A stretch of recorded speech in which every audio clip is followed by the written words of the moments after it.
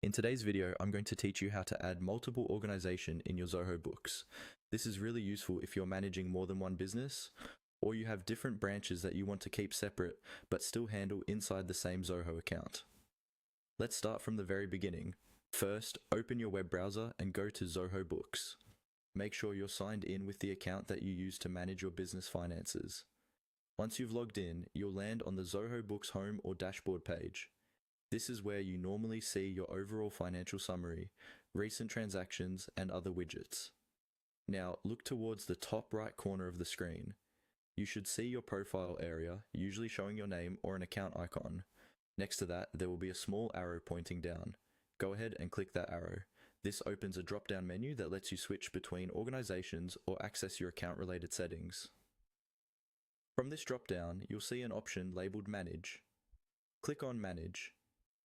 This will take you to a screen where Zoho lists all of the organizations currently linked to your account.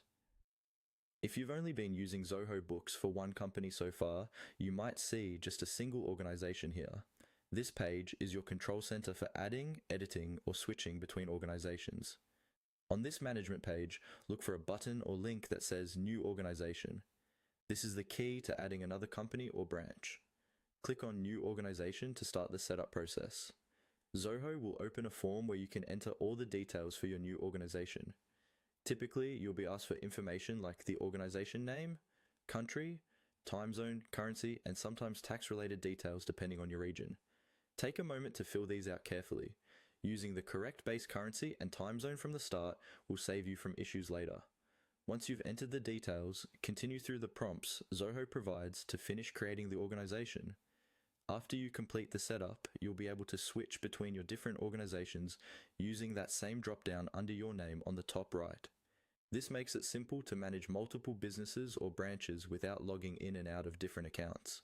And that's all you need to add multiple organizations in your Zoho Books.